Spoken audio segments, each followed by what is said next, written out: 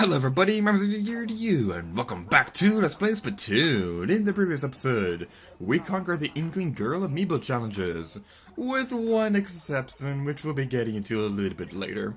But in today's episode, we're going to be playing through the Inkling Boy amiibo challenges. Hey yo, what's crackin', playa?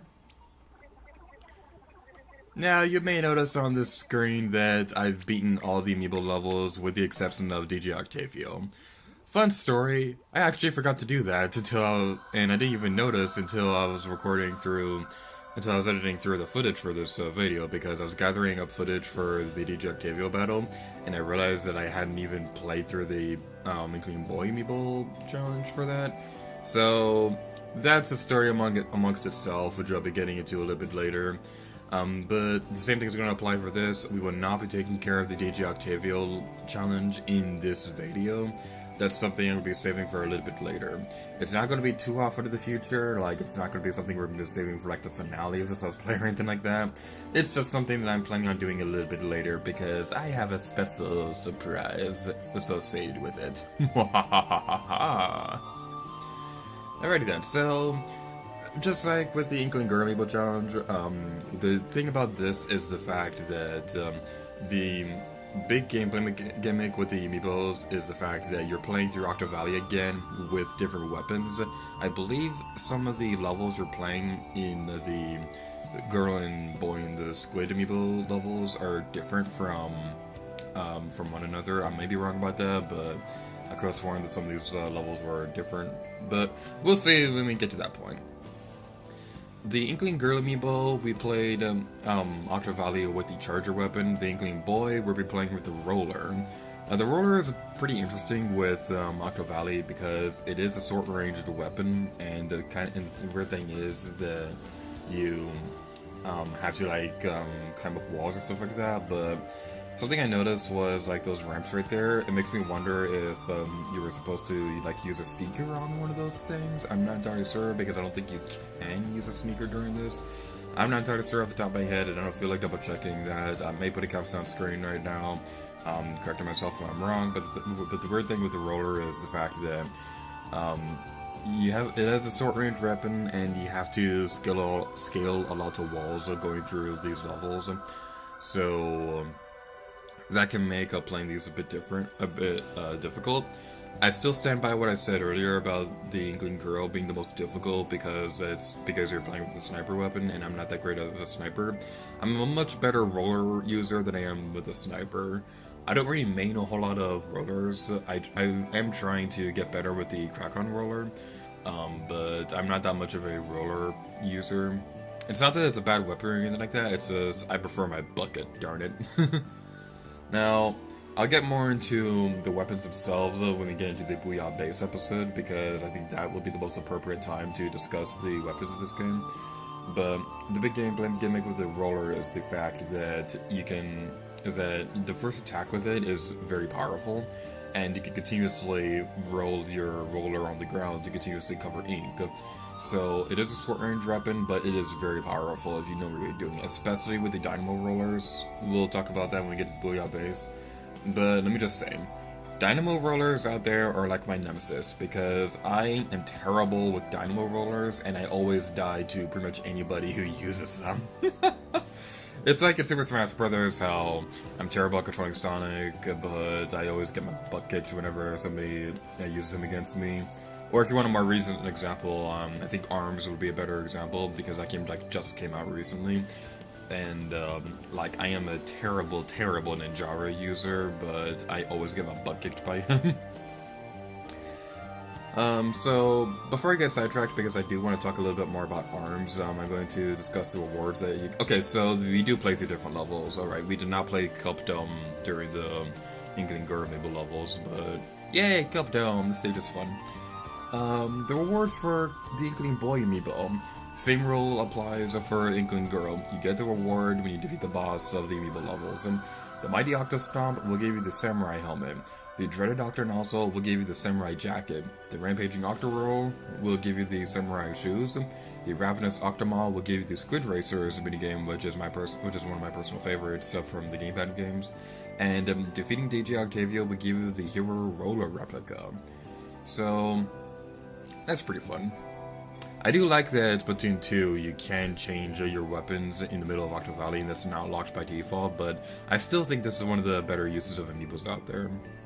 I think my personal favorite use of amiibos would probably be like Super Mario Maker, because I can control non-Mario characters in a Mario world. So, like, you can play as Pac-Man in the art style of the original Super Mario Bros. Game. That's just cool. But going back to ARMS, because I did something else that I kind of want to talk about.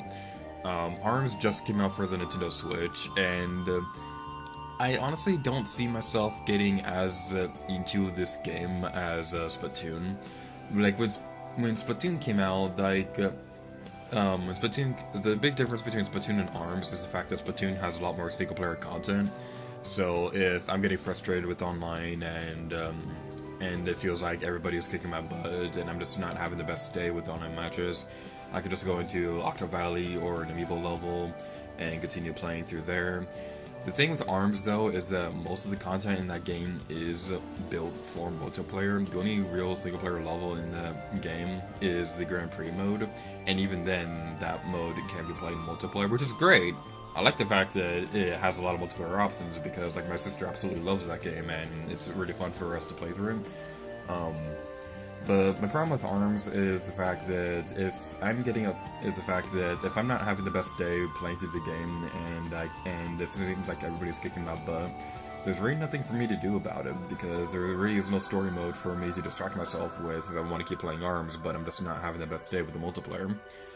And speaking of the multiplayer, that's also something that's kind of a problem right now, and I hope they change some of this in like future updates, because they have confirmed that the ARMS is going to follow the same pattern that Splatoon did, where it's going to get new characters and stages for free in updates, which is awesome, let me just say. Getting new content for free, like entire characters being free, it blows my mind that that's possible, because like that's not cheap. It's expensive to make new characters in games, because like you have to go through all the effort to make the character model, make all the animations, balance them, make sure they work right. It is expensive making new characters, and the fact that they're free in ARMS is mind-blowing. It's just awesome.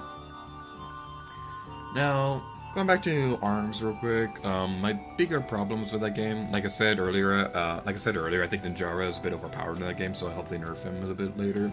My problem with him is the fact that his when he dashes, he becomes invisible for a moment, and I think the animation for him becoming invisible is like a bit too long, because like a lot of people spam his dashing move because he turned invisible for a moment, and it becomes really infuriating trying to keep track of where they're going.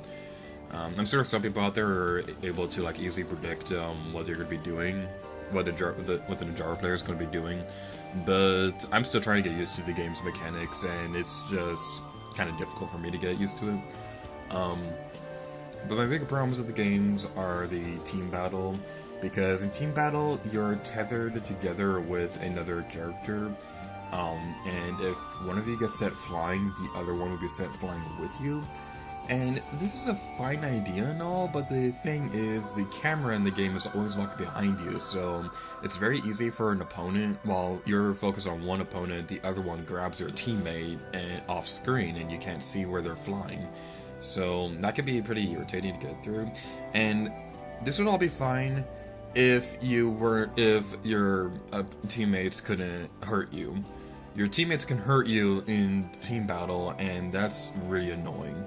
So I'm not that big of a fan of team battle. It's a lot better if you have somebody with you right there. If you're playing with somebody, if you have two people playing on a multiplayer with you. That's probably not the best way to word that, but basically if you have somebody near you, if you have somebody with you, To play the team battle, it's fun. That's all I'm trying to say, because you have somebody right there to talk to, and you have somebody right there who can strategize verbally with you. You can't do that in ARMS right now because there's no voice chat in the game, and Nintendo did say that there will be voice chat coming down the line for Nintendo Switch multiplayer games. That's not available at the time this video is being released, so that's just a problem that's happening nowadays. And another problem that I have right now is this one really weird feature in the game where if you're on a winning streak, your HP is automatically cut by a certain percent. Like, it starts out at 25% and then it goes to 50. I think it may go a little bit further than that. I hope it doesn't, because that'd be really annoying, but the furthest I've seen is 50%. It may very well go more than that, but that is kind of weird, because this is something that's built more for like competitive players to see how well they can do when they're at a disadvantage. And I think that's a fine idea, but this happens in party mode, in the casual multiplayer for the game. So I don't understand why this is not exclusive to ranked battles, because I just want to have a fun time when I'm playing ARMS. But if my HP is automatically cut because I'm on a winning streak, which is kind of rare for me because I'm terrible at that game, then that just makes it pretty annoying. And what's even worse than that is the fact that if you have somebody with you when you're playing online multiplayer, both of your HP is cut. So if you're like in a team battle, your team's automatically at a disadvantage because your HP is automatically cut because you're on a winning streak. And this is probably, and like the most annoying example I could think of is when you're facing Headlock, because Headlock is a tough battle, even by itself. He is really tough, and while it is nice to have a challenge, that challenge just kind of becomes not that much. The challenge doesn't become fun when your HP is cut during a Headlock battle, because not only does that mess yourself up, it also ruins the other teammates, because like it would have been fine, but your HP gets cut in half. Your HP can potentially get cut in half during a tough battle, and there's like really nothing you can do about it, and your teammates also suffer from that. So I think ARMS, it is a really fun game, and I highly recommend it to anybody who loves multiplayer games, because it is fun. Most of the characters, aside from Ninjago, are really cool. Like, especially, I think my favorite characters in the game would probably be like Min Min, Twintel, and Master Mummy. All the characters aside from Ninjago are really fun, and I love absolutely every single stage that I've played through that game, and most of the multiplayer modes are fun. But there are some problems with Team Battle and the party mode that I think Nintendo really needs to address in future updates. They did say updates would be free for this game, which is really awesome, so I'm really hoping that they stick to that. But enough about ARMS for right now, because like that's all that I really wanted to say. Sorry if my commentary was a bit negative right there. It's just that these problems have been kind of on my mind lately, and I just need to get it out in a video. I have talked about it in some posts on my social media websites, so I just need to get it out there, because like this has just been on my mind for a while, and it's really bothering me that this stuff happens, like how Ninjago is overpowered, Team Battle is kind of broken, and party mode, your HP can potentially get cut in half if you're on a winning streak, which is really annoying. So yeah, again, sorry if my commentary is negative, but I need to get that out there. But on a more positive note, something kind of cool happened recently, and I have a funny story about something that happened recently. I've been saving up all year to go to PAX, and the thing is, PAX doesn't announce when their tickets are going to be going on sale ahead of time. They only announce them like right when they're on sale. So like, I opened up a Twitter account so that I could see when those tickets go on sale, because last year I missed getting the tickets, and it really made me upset. But this time around, I was like determined to get those tickets, and I did. But the fun story is, the tickets went on sale during, like, not the last class, but the next to last class for my programming class. It wasn't quite the final, but it was the last day that we were required to be in class to get credit. It's a bit of a long story, we don't have enough time in this video to go over it, but long story short, PAX tickets went on sale right when my teacher walked into the classroom. So while Steve was getting everything set up for the class, I quickly texted my roommate saying the PAX tickets were on sale. So we were able to get tickets for the convention, and it's going to be awesome because it's going to be my first ever convention, and I'm so excited to go to PAX West. I was thinking about making this a separate video, and I'm probably going to make another one down the line closer to when the convention is going on but I just wanted to talk about that because I'm so excited to be going to PAX this year. But that's gonna be it for this episode of Splatoon, so thank you guys so much for watching this video. In the next episode, we'll be taking care of the Inkling Squid amiibo challenges, so thank you guys so much for watching this episode of Splatoon, and until next time, later to you. Oh yeah.